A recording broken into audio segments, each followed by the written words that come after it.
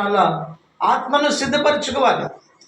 భౌతిక సంబంధమైన దేహానికి ఎలాంటి విలువైన అవసరమైన సంపాదించుకున్నామో ఆత్మ కూడా ఏం కావాలంటే చెప్పండి, ఆత్మ జీవించడానికి ఆహారం కావాలంటే ఏం కావాలమ్మా?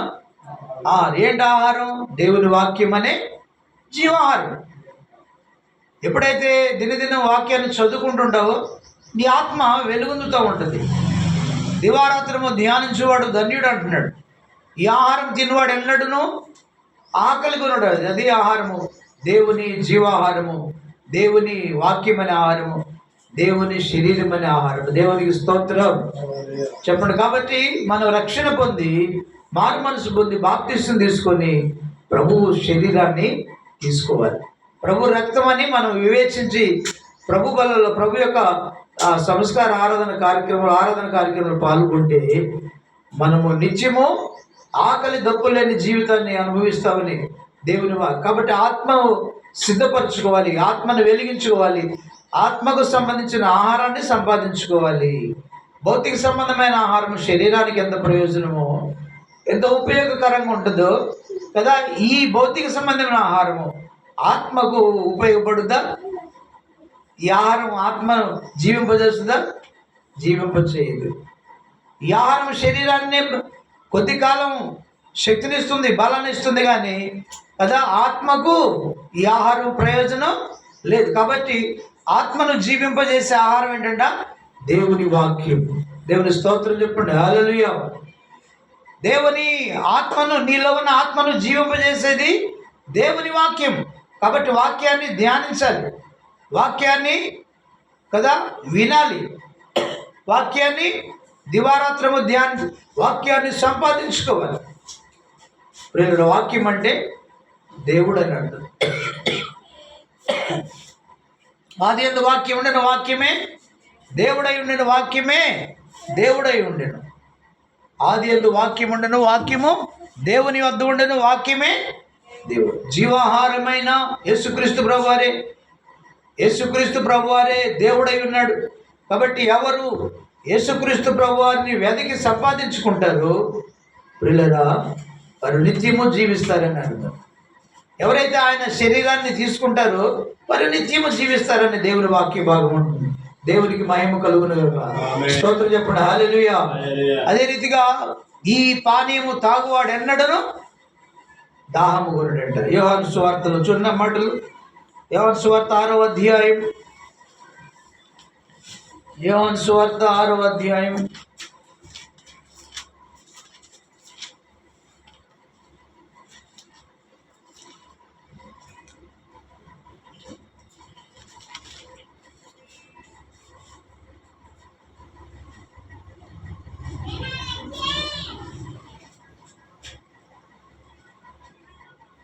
53, 54, 55 వచ్చిన చూడండి. కావున ఏ సీట్లను మీరు మనిషి కుమారుని శరీరం తిని ఆయన రక్తము తాగితే కానీ మీలో మీరు జీవము గలవారు కాదు.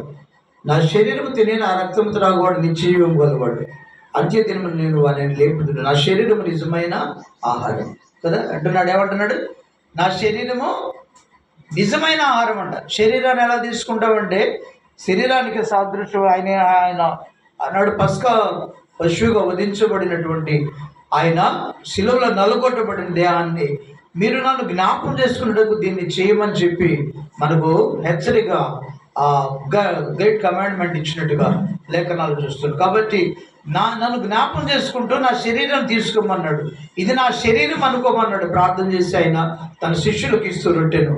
అలానే మనం కూడా ఇది మన కొరకు విరువబడిన శరీరం అని, మన కొరకు నలుగొట్టబడిన శరీరం అని జ్ఞాపకం చేసుకుంటూ మనం తీసుకున్నప్పుడు మనం నిత్యము జీవిస్తామంట. దేవుని స్తోత్రం చెప్పండి.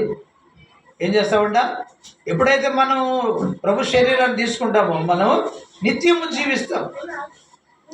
ఇది నిజమైన ఆహారం అంటున్నాడు. నువ్వు తీసుకునేది నిజమైన ఆహారం కాదు, అది ఏంటంటే డూప్లికేట్ ఆహారం అని అర్థం. దేవుని శరీరం నిజమైన ఆహారం అని అర్థం. ఈ ఆహారము అంట ఏంటంట జీవాహారం అన్నాడు. దేవుని స్తోత్రం చెప్పండి, చదవండి ఆ మాటలు. ఈ ఆహారము జీవాహారం అని మాట్లాడుతున్నాడు. ఒకసారి చూద్దామా?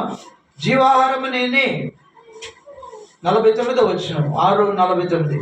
మీ పితరుల అరణ్యములో మన్నాను తిని చనిపోయేది, దీనిని తినువాడు చావుకున్నాడు. పరలోకం నుండి దిగి వచ్చిన ఆహారం ఇది. పరలోకం నుండి దిగి వచ్చిన జీవాహారము నేనే. ఎవడైనా ఈ ఆహారమును భుజించిన వాడు ఎల్లప్పుడూ జీవించును. మరి నేను ఇచ్చు ఆహారము లోకమును జీవము కొరకు నా శరీరం అని మీకు నిశ్చయముగా చెప్తున్నాను. దేవునికి మహిమ కలుగుగా. జీవాహారం అంటున్నాడు.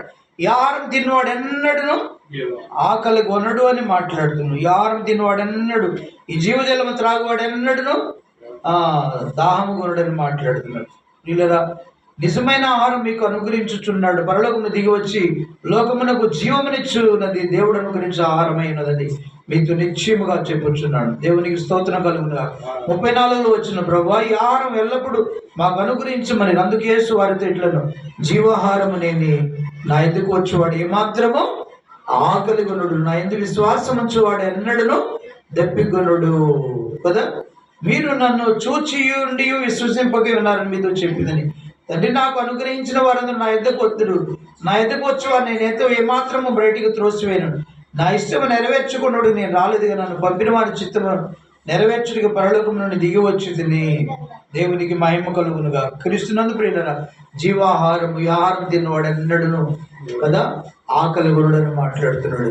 ఈ జీవజలంలో త్రాగువాడు ఎన్నడను దాహం కొనడని మాట్లాడుతున్నాడు. కాబట్టి క్రీస్తునందు ప్రియ దేవుని సంగమా, ఆత్మను జీవింపజేసే దేవుని జీవాహారం సంపాదించుకోవాలి. జీవాహారము దేవుని వాక్యం. యేసుక్రీస్తు ప్రభువారే జీవాహారం.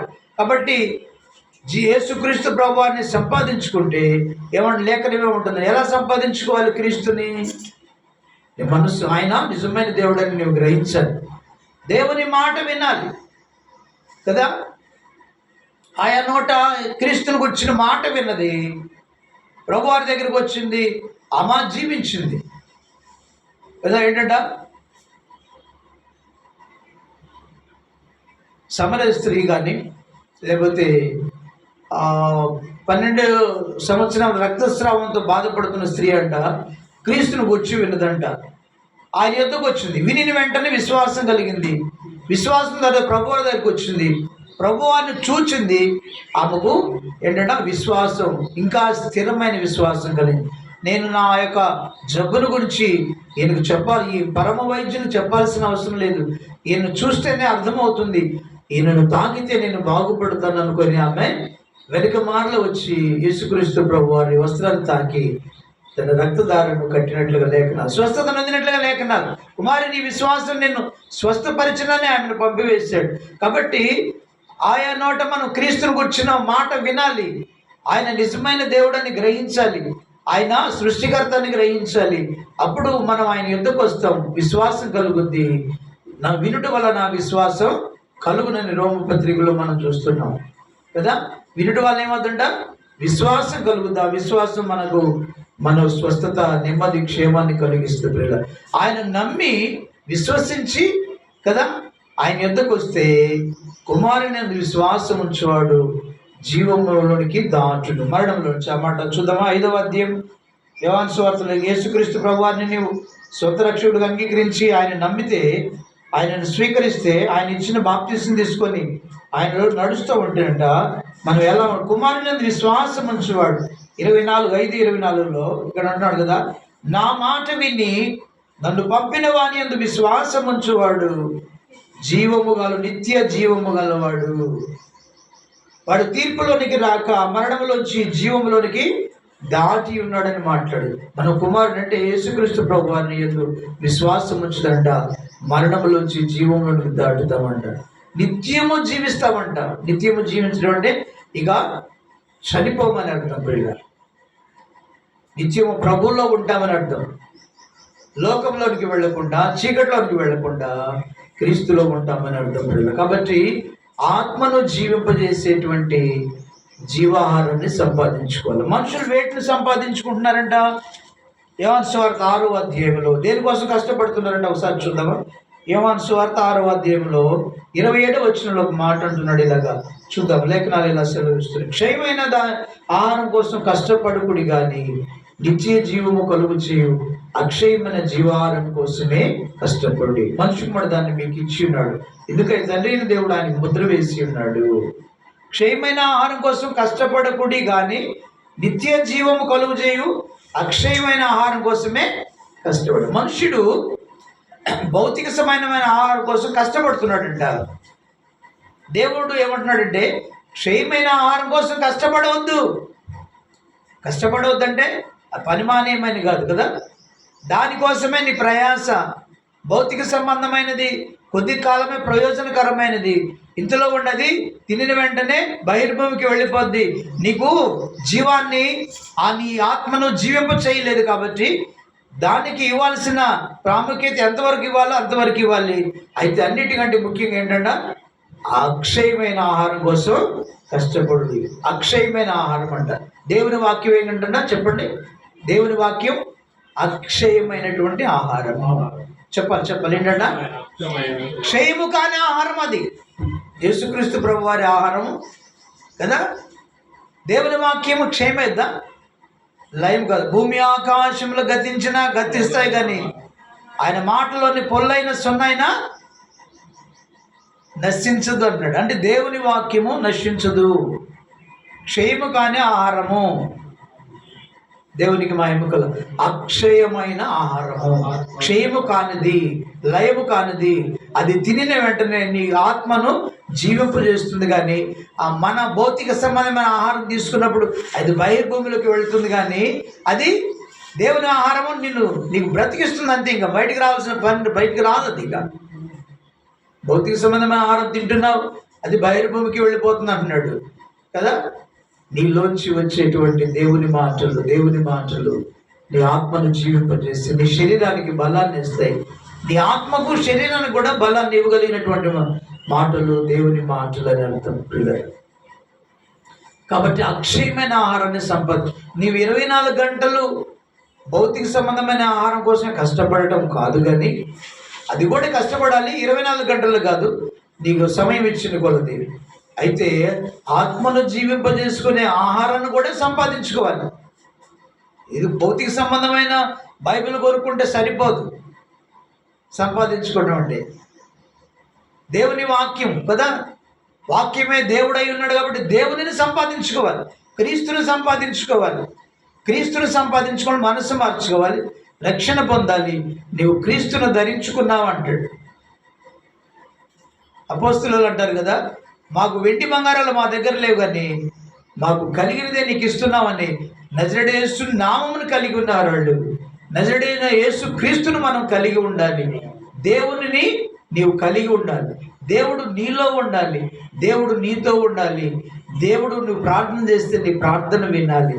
నీవు దేవునిని సంపాదించుకోవటం అంటే భయభక్తులు కలిగి నడుచుకోవటం, విశ్వాసం కలిగి నడుచుకోవటం. ఎప్పుడు ప్రార్థన జీవితం. క్రీస్తుని దేవుణ్ణి సంపాదించుకోవాలంటే ఎప్పుడు ప్రార్థన. ఏదో ఒక 5 నిమిషాలు ప్రార్థన చేయటం కాదు పిల్లగా, ప్రార్థన. రెండవది వాక్యం ధ్యానం, వాక్యాన్ని చదవటం, నెమరు వేసుకోవటం, వాక్యాన్ని నేర్చుకోవటం, వాక్యానుసారంగా నడుచుకోవటం. వాక్యమే క్రీస్తు ఉన్నాడు కాబట్టి క్రీస్తుని సంపాదించుకుంటే నీవు నిత్యము జీవిస్తావు. క్రీస్తుని సంపాదించుకుంటే నీ ఆత్మ నిత్యము వెలుగుతుంటుంది, జీవిస్తుంటుంది. కాబట్టి దేవుని భౌతిక సంబంధమైన ఆహారం కోసమే 24 గంటలు కష్టపడకుండా కదా, ఆత్మ సంబంధమైన ఆహారం కోసం కష్టపడే బిడ్డలుగా ఉండాలి. క్రీస్తుని ఆహారాన్ని సంపాదించుకోవాలి, ఆత్మను జీవింపజేసే లేఖనాలు సంపాదించుకోవాలి. రెండవది అన్నాడు, నీ దాహాన్ని తీర్చేటువంటి నీరుని ఎలా సంపాదించుకున్నావో కదా, ఆత్మ సంబంధమైనటువంటి దాహాన్ని తీర్చేటువంటి ఆయన రక్తము కూడా మనకు జీవజలములతో సమానం. దేవునికి స్తోత్రం. ఎప్పుడైతే నువ్వు రక్షణ పొంది బాప్తీసం తీసుకొని ప్రభు వల్లలో పాల్గొంటావో, నీవు రక్తాన్ని తీసుకుంటావో కదా, నీ దాహాన్ని కూడా తీరుస్తుంది. ఆత్మ సంబంధమైన దాహం అంటే ప్రభు కోసం జీవించాలి, ప్రభు కోసం బ్రతకాలి, ఆత్మలను ప్రభు కోసం సంపాదించాలనేటువంటి దాహం దేవుడు తీరుస్తాడని అర్థం. ఎప్పుడైతే నువ్వు ఆ ద్రాక్ష రసాన్ని అంటే ప్రభు యొక్క శరీరం అనుకుంటూ రక్తం అనుకుంటూ తీసుకుంటావో నిన్ను జీవింపజేస్తుందని మాట్లాడుతున్నాడు పిల్లడు. దేవునికి మహిమ కలుగును గాక. దేవుడి మాటలు మనం ఇంటికి బాగా దీవించి ఆశీర్వదించునుగాక. ఆమె చెప్పండి, ఆమె. అవును ప్రియులరా. కాబట్టి ఈ లోకంలో పరిశుద్ధాత్ముడు అంటున్నాడు, క్రీస్తునందు ప్రియులరా, ఇజ్రాయేల్ ప్రజలకు విరోధంగా